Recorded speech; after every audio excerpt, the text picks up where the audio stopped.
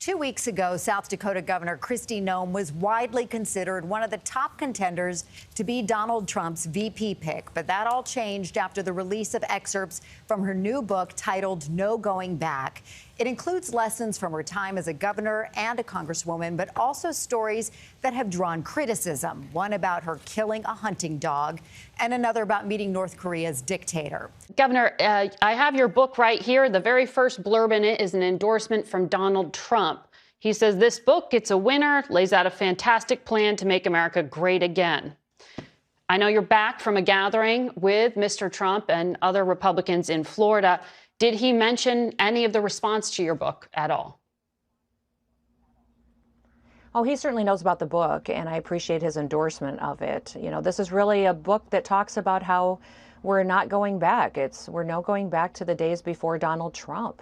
Donald Trump broke politics, and I think that's a good thing. We're not going back to the days of Mitt Romney or the Bushes, that now there's a new way to do and talk to the American people, and they appreciate it. It's an honest, genuine conversation about what these citizens can do to take back their government and to have more input. So this book is really a how-to guide for how to make your voice heard, and for people in this country what they can do to really make sure that they are getting genuine elected officials that really want to give them more freedom and liberty.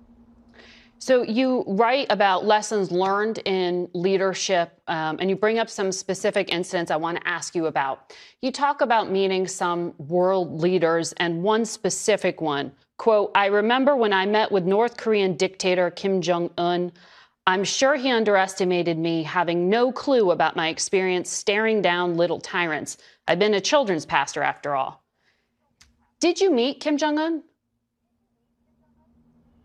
Well, you know, as soon as this was brought to my attention, I certainly made some changes and looked at this passage. And I've met with many, many world leaders. I've traveled around the world.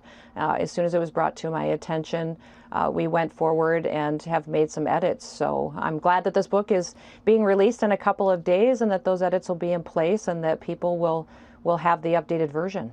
So you did not meet with Kim Jong-un. That's what you're saying. You know, I've met with many, many world leaders. I've traveled around the world. I think I've talked extensively in this book about my time serving in Congress, my time as governor, before governor, some of the travels that I've had. I'm not going to talk about my specific meetings with world leaders. I'm just not going to do that. This anecdote shouldn't have been in the book, and as soon as it was brought to my attention, I made sure that that was adjusted. So the book is not released until Tuesday, and so we're doing all that we can to make sure that those changes are made, and I'm going to continue to focus on what this book is. You talk about your time in the Armed Services Committee from 2013 to 2015. In that period of time, the leader of South Korea was a female president. I'm wondering, who is it that you confused Kim Jong-un with? Well, I think you need to remember, Margaret, and everybody needs to remember, that I've worked on ag policy and federal policy for over 30 years. My time in serving and making policies in this country has been extensive and covered decades. Right, but you never went to North Korea. I make no specifics in this book. I talk about the fact that, yes, I have. I've been there. So you went to North Korea? You went to the DMZ, and there are details in this book that talk about going to the DMZ and specifics that I'm willing to share. There's some specifics I'm not willing to share with you. I've traveled the world, and I visited with world leaders, and some of that is referenced in the book, and this anecdote is something that, when it was brought to my attention, we made some changes, and when the book's released, we'll do all that we can to see that is reflected. I know you read this book before it was published because you released video of your recording of the audiobook. You didn't catch these errors when you were recording it? Oh, Margaret, as soon as it was brought to my attention, I took action to make sure that it was reflected. And listen, this is what is so discouraging about politics and the media today. But I'm asking you about your book here, which we have. I'm just asking for why am I being treated differently than every other person that you've interviewed? I've looked at your last several weeks of your interviews. You don't You don't interrupt other people. You let them talk. Thank you for inviting me to have this conversation about this book. This book is extremely important to the people of this country. It is important because it's a how-to guide of what they can do to have input into their government, how we need breakers and builders in this world. And I'm taking responsibility for the change that we've made. And the for the buck stops mistake with in the me. book. And I've told you that. And I'm no, it's not. What I've said is that I have You're decided not taking responsibility for the mistakes in the book. I've decided this, and I'm saying that this book is very, very good, and I've met with many world leaders, and that there are world leaders that I've met with that are in this book. There are many that I've met with that are not in this book. And this is an anecdote that I asked to have removed because I think it's appropriate at this point in time. But I'm not going to talk to you about those personal meetings that I've had with world leaders. I'm just not going to have that conversation because I think it's important. Again, about the book, I know you know this question is coming because there's been such an enormous backlash about your revelation that you shot and killed a wire hair pointer named Cricket, who was 14 months old. You say in the book she came from another family that struggled with her aggression. You'd been training her to hunt. She got too excited, ruined the hunt, and then attacked and killed some chickens. I wonder if you have regrets about sharing this story. You know, Margaret, this book is filled with vulnerable, painful moments in my life, filled with times where I've made very difficult decisions. The reason that this story is in the book because people need to understand who I am and some of those difficult decisions. This was a dangerous animal. And I just wonder why you concluded that a young dog was untrainable and not just take it to a shelter. This dog was a working dog, and I had put months and months of training into this dog. This dog had gone to other trainers as well.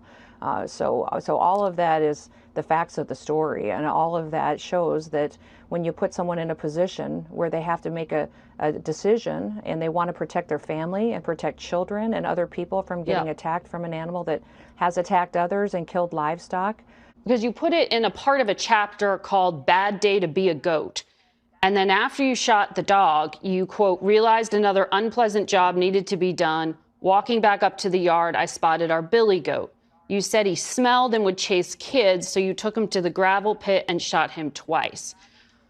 How do you justify that? How was the goat a threat? And I'm asking you this because it seems like you're celebrating the killing of the animals.